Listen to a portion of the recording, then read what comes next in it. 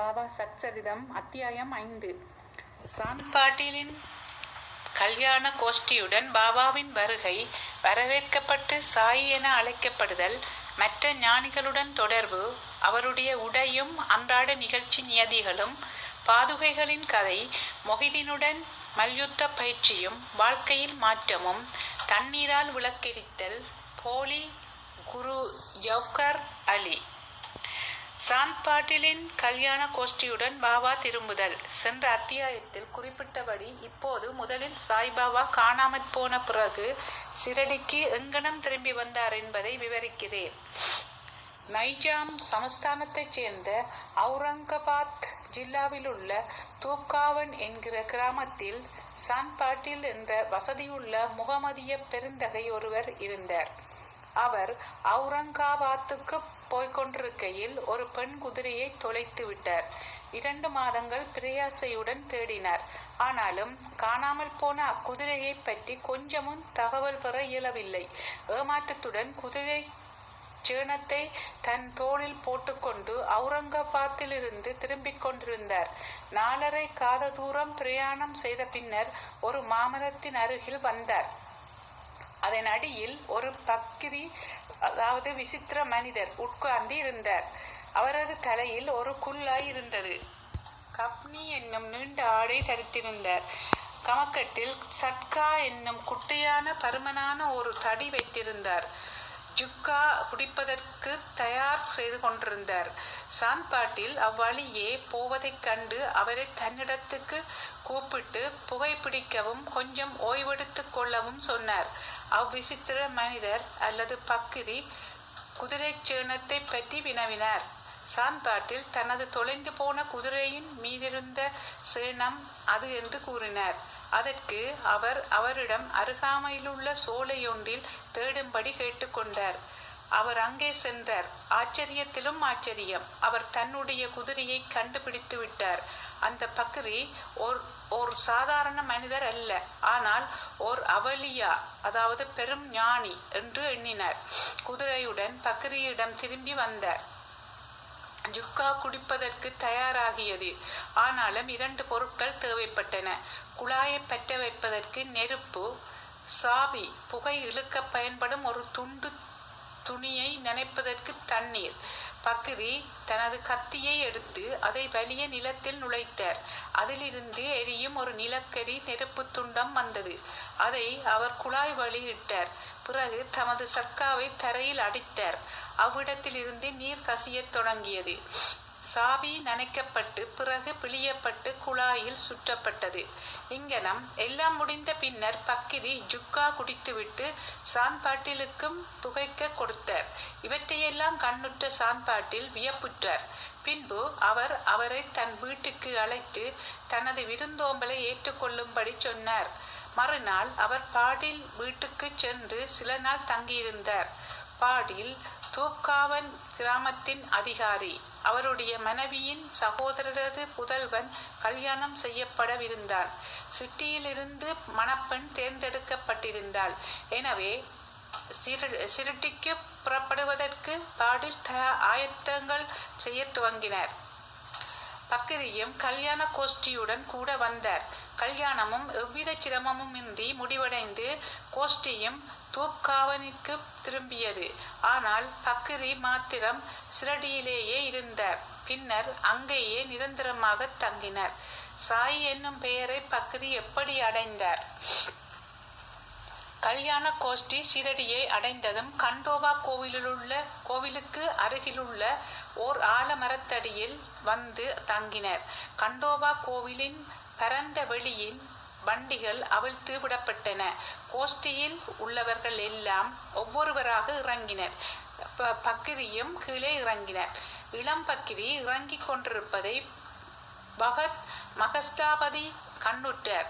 உடனே யா சாயி, அதாவது சாயி வர வேண்டும் என்று கூவினார். அதிலிருந்து மற்றவர்களும் அவரை சாயி என்று அழைத்தார்கள். அதிலிருந்து அவர் சாய்பாபா என்னும் பெயரால் அறியப்பட்டார். மற்ற ஞானிகளுடன் தொடர்பு. சாய்பாபா மசூதியில் தங்கத் துவங்கினார். தேவிதாஸ் என்ற ஒரு ஞானி பாபா வருவதற்கு பல ஆண்டுகளுக்கு முன்பே சிரடியில் தங்கி இருந்தார். பாபா அவர் தம் நட்பை விரும்பினார். அவருடன் மாருதி கோவிலிலும் சாவடியிலும் தங்கியிருந்தார். சில சமயங்களில் தனியாகவும் இருந்தார். பிறகு ஞானகிதாஸ் என்று மற்றொரு ஞானியும் வந்தார். பாபா அவருடன் பேசிக் கொண்டிருப்பதிலேயே பெரும்பாலான நேரத்தை கழித்தார். அன்றி ஞானகிதாஸ் பாபா தங்கியிருந்த இடத்துக்கு செல்வார்.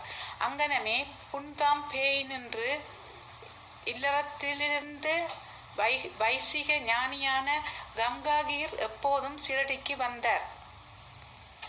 சாய்பாபா தம் இரு கைகளாலும் தண்ணீர் குடத்தை தோட்டத்திற்கு நீர் பாய்ச்சுவதற்காக எடுத்துச் சென்றபோது முதலாக அவரை கண்ட கங்காகீர் ஆச்சரியப்பட்டு வியந்து கூறியதாவது: சிரடி ஆசீர்வதிக்கப்பட்டது. அது விலைமதிக்க முடியாத வைரத்தை பெற்றிருக்கிறது. இம்மனிதர் இன்று தண்ணீர் சுமந்து கொண்டிருக்கிறார். ஆனாலும் அவர் சாதாரண மனிதர் அல்ல.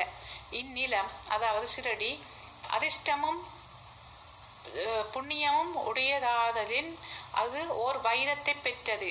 அங்கனமே ஜேவலா மடத்தைச் சேர்ந்த ஆனந்த்நாத் என்பவர் புகழ்பெற்ற ஞானியும் அங்கல்கோட் மகராஜின் சீடரும் ஆவார். அவர் சிரடி மக்கள் சிலருடன் சிரடிக்கு வந்திருந்தார். அவர் சாய்பாபாவை தம்முன் கண்டபோது வெளிப்படையாக பின்வருமாறு கூறினார்: இது உண்மையில் விலைமதிக்க முடியாத ரத்தினமாகும். அவர் ஒரு சாதாரண மனிதர் போன்று தோன்றினாலும் அவர் ஒரு சாதாரண கல் அல்ல, ஒரு வைரக்கல். கூடிய விரைவில் நீங்கள் இதை உணர்வீர்கள். இதை கூறிய பின்னர் அவர் ஜேவலாவுக்கு திரும்பிவிட்டார். இது சாய்பாபா இளைஞனாய் இருக்கும் போது சொல்லப்பட்டது. பாபாவின் உடையும் அன்றாட நிகழ்ச்சி நியதியும். சாய்பாபா இளம் பருவத்தில் தமது தலையில் முடி வளர்த்தார். தலைமுடியை ஒழுங்குபடுத்துவதே இல்லை. விளையாட்டு வீரனைப் போன்று அவர் உடையணிந்தார். அவர் ராகாதாவிற்கு சென்றிருந்த போது ஜெந்து, அதாவது சாமந்தி, ஜாய் மல்லிகை, ஜூய் முல்லை ஆகியவற்றின் சிறிய புஷ்பங்களை கொணர்ந்து தரையை சுத்தப்படுத்தி காய்ந்த நிலத்தை கொத்தி அவற்றை நட்டு தண்ணீர் விட்டார். வாமன் தாத்யா என்னும் ஓர் அடியவர் அவருக்கு தினந்தோறும் 2 பானைகள் கொடுத்தார். இவற்றை கொண்டு பாபா தமது செடிகளுக்கு தண்ணீர் விடுவது வழக்கம்.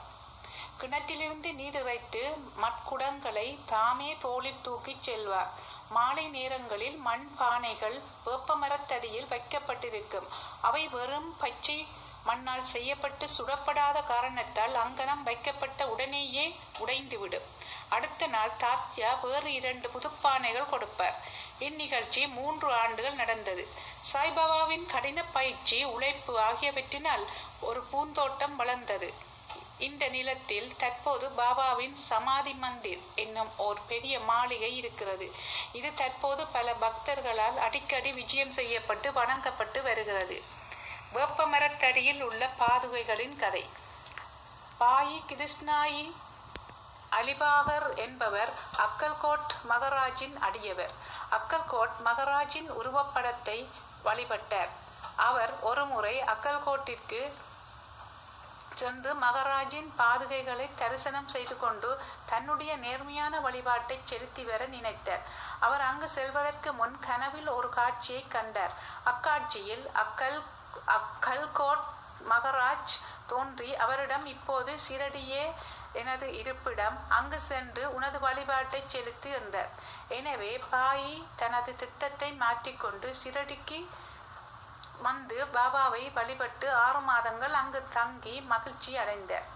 அவருடைய காட்சி முதலியவற்றின் ஞாபகார்த்தமாக அவர் பாதுகைகளை தயாரித்து அதை சக வருடம் 1834, அதாவது 1912 ஆவணி மாதத்தில் பௌர்ணமி தினத்தன்று தாதா ஹேல்கர், உபாஷனி முதலியோர் நடத்திய உரிய சடங்கு சம்பிரதாயங்களுடன் வேப்பமரத்தடியில் பிரதிஷ்டை செய்தார். அதன் வழிபாட்டுக்கு ஓர் அந்தணர் நியமிக்கப்பட்டார். அதனுடைய நிர்வாகம் சகுன் மேரு நாயக் என்ற அடியவரிடம் ஒப்புவிக்கப்பட்டது. இக்கதையின் முழு விவரம். தானேவை சேர்ந்த திரு வி தேவ் என்னும் ஓய்வு பெற்ற மம்லதார் சாய்பாபாவின் ஒரு பெரிய பக்தர். இவர் இந்த விஷயத்தை பற்றி சகுன் மேரு நாயக், கோவிந்த், கமலாகர், தீட்சித் இவர்களிடமிருந்து விசாரித்து பாதுகைகளை கொண்ட ஒரு கட்டுரையை சாய் லீலா சஞ்சிகையில் தொகுப்பு 2 எண் 1 பக்கம் 25 பதிப்பித்துள்ளார். அது கீழ்கண்டவாறு: சக வருடம் 1834 1912 பம்பாயைச் சேர்ந்த டாக்டர் ராமராவ் கோதாரி ஒரு முறை சிரடிக்கு பாபாவின் தரிசனத்துக்கு வந்தார். அவரது கம்பவுண்டரும் அவரது நண்பர் பாய் கிருஷ்ணாயி அலிபாகரும் அவருடன் வந்தார்கள். கம்பவுண்டரும் பாயியும் சகுன்மேரு நாயக் உடனும் கோவிந்த் கமலாகர் தீட்சித்துடனும் நெருங்கிய நண்பர்களானார்கள். சில விஷயங்களை பற்றி இவர்கள் பேசிக் கொண்டிருக்கையில் சிரடிக்கு சாய்பாபா முதல் விஜயம் செய்தது புனித வேப்ப மரத்தடியில் அமர்ந்திருந்தது. இவ்வுண்மைகளின் ஞாபகார்த்தம் ஒன்று இருக்க வேண்டும் என்று நினைத்தார்கள். பாபாவின் பாதுகைகளை பிரதிஷ்டை செய்வதற்கு எண்ணி அவற்றை சாதாரண கல்லில் செய்வதற்கு இருந்தனர். அப்போது பாயின் நண்பரான கம்பவுண்டர் தனது எஜமானரான டாக்டர் ராமராவ் கோதாரியிடம் இதை தெரிவித்தால் அருமையான பாதுகைகளை அவர் வடிவமைப்பார் என்று யோசனை கூறினார். அனைவரும் இந்த யோசனையை விரும்பினர். டாக்டர் கோதாரியிடமும் இதை பற்றி தெரிவித்தனர். அவரும் சிரடிக்கு வந்து பாதுகைகளின் திட்டத்தை வரைந்தார். கண்டோபா கோவிலில் உள்ள உபாசனி மகராஜிடம் அவர் சென்று தனது திட்டத்தை காண்பித்தார். உபாசனி அதில் பல முன்னேற்ற திருத்தங்கள் செய்து தாமரை புஷ்பங்கள், சங்கு, சக்கரம், மனிதன் முதலியவற்றை வரைந்து வேப்பமரத்தின் உயர்வை பற்றியும் பாபாவின் யோக சக்தியை பற்றியும் உள்ள பின்வரும் ஸ்லோகத்தை அதில் பொறிக்கலாம் என்று யோசனை கூறினர். அந்த ஸ்லோகம் பின்வருமாறு: சதா நிம்பௌருஷ்ய மூலாதிவாசாத் சூதாஸ்திராவிணம் திக்தமப்யப்ரயம் தம் தரும் கல்பௌருஷாதிகம் சாதயந்தம் நமாமீஸ்வரம் சத்குரும் சாய்நாதம். உபாசனியின் யோசனைகள் ஏற்றுக்கொள்ளப்பட்டு நிறைவேற்றப்பட்டன. பாதுகைகள் பம்பாயில் செய்யப்பட்டு சிரடிக்கு கம்பவுண்டர் மூலம் அனுப்பப்பட்டன. பாபா அவற்றை ஆவணி மாத பௌர்ணமி தினத்தன்று பிரதிஷ்டை செய்ய வேண்டும் என்று சொன்னார். அத்தினத்தன்று காலை 11 மணிக்கு பாதுகைகளை கண்டோபா கோவிலிலிருந்து துவாரகா மாய்க்கு ஜி.கே. தீட்சித் ஊர்வலமாக தனது தலையில் எடுத்து வந்தார். பாபா அப்பாதுகைகளை தொட்டு இவைகள் பிரபுவின் பாதங்கள் என்றும் அவற்றை வேப்பமரத்தடியில் பிரதிஷ்டை செய்யும்படியும் கூறினர். அதற்கு முதல் நாள் பஸ்தாசெட் என்ற பம்பாயைச் சேர்ந்த பார்சி பக்தர் ரூபாய் 25 மணி ஆர்டர் செய்திருந்தார். பாபா இத்தொகையை பிரதிஷ்டை செய்ய கொடுத்து விட்டார். பிரதிஷ்டையின் மொத்த செலவு ரூபாய் 100 ஆகியது. அதில் ரூபாய் 75 நன்கொடைகளினால் சேர்க்கப்பட்டது.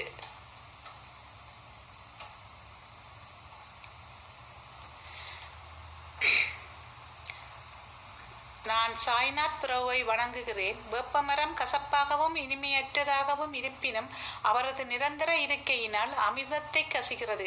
கல்ப விருட்சத்தை விட சிறந்தது. அம்மரத்தின் கசிவு அமிர்தம் என்று அதன் குணப்படுத்தும் தன்மையால் அழைக்கப்படுகிறது.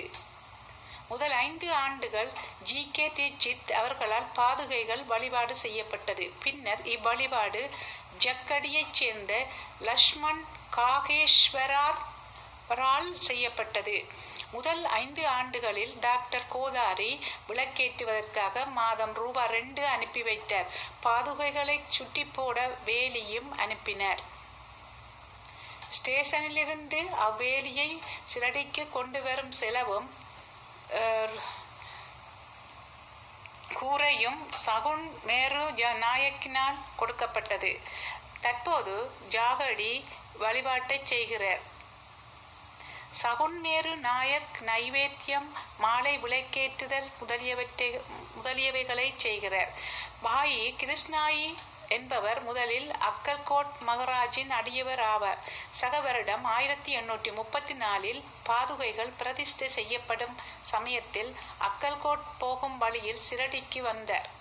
பாபாவின் தரிசனமான பிறகு அக்கல்கோட்டுக்கு போக விரும்பி பாபாவின் அனுமதியை இதற்காக வேண்டினார். பாபா அவரிடம், அக்கல்கோட்டில் என்ன இருக்கிறது? நீ ஏன் அங்கு போக வேண்டும்? அக்கல்கோட் மகராஜ் இங்கேயே என்னுடன் ஒன்றி இருக்கிறார் என்றார்.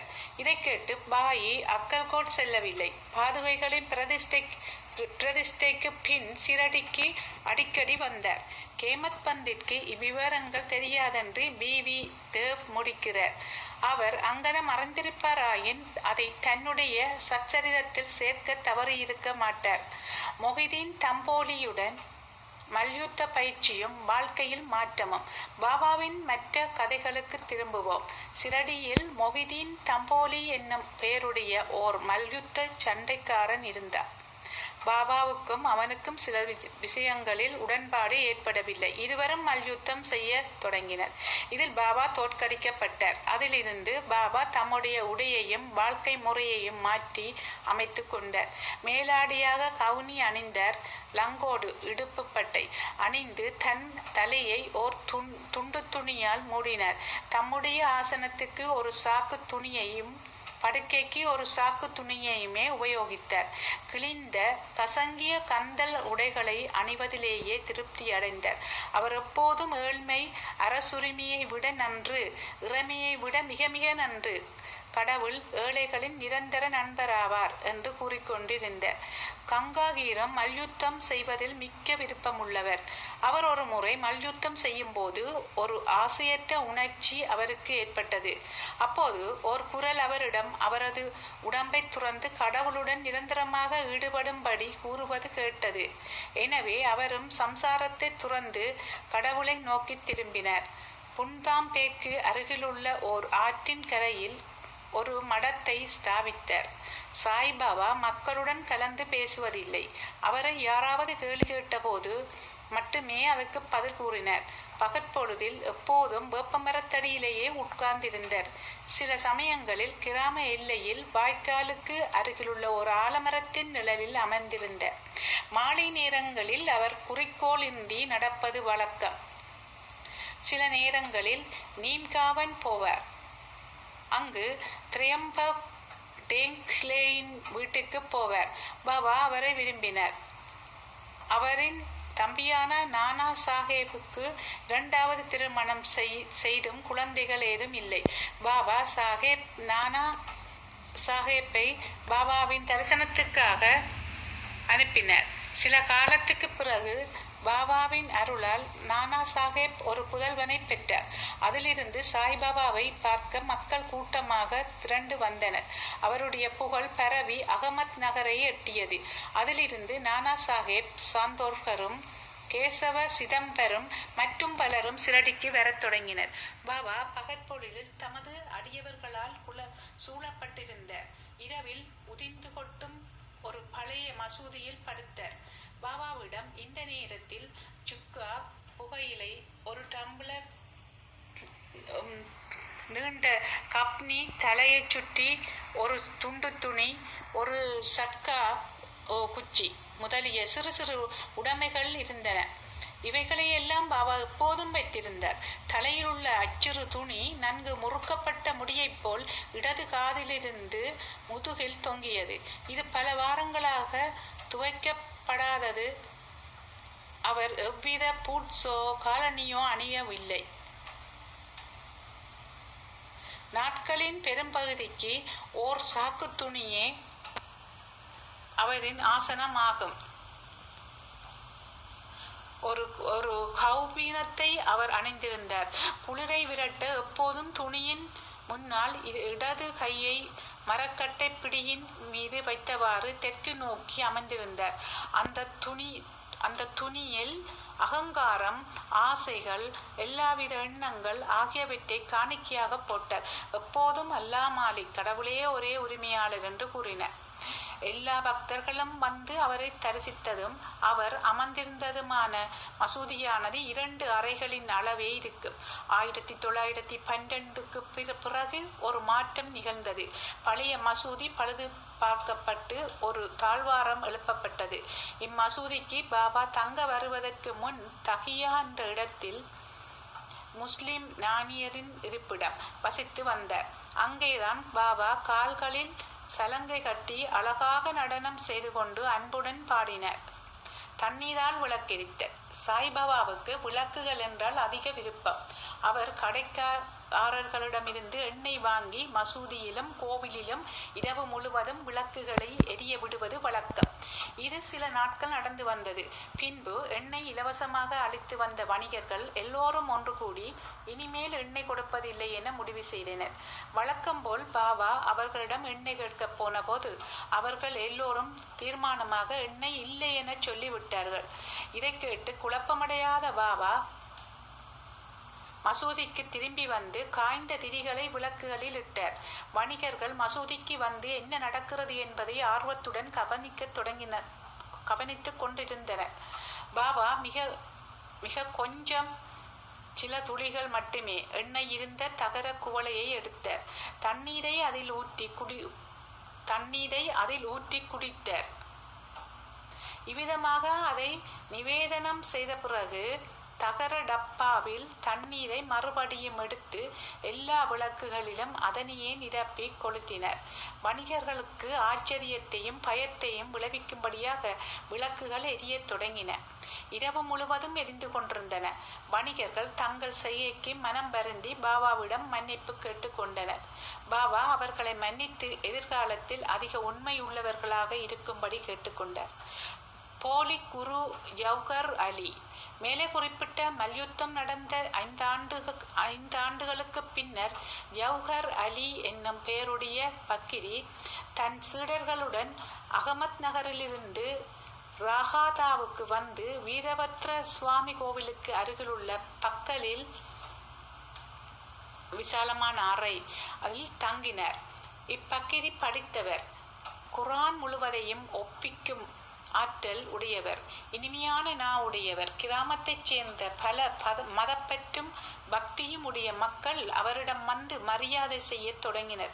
அவர் அந்த கிராம மக்கள் உதவியுடன் வீரபத்ரர் கோவிலுக்கு அருகில் ஓர் ஈத் தினத்தன்று முகமதியர் தொழும் இடத்தின் முன்புள்ள சுவர் கட்டத் தொடங்கினார்.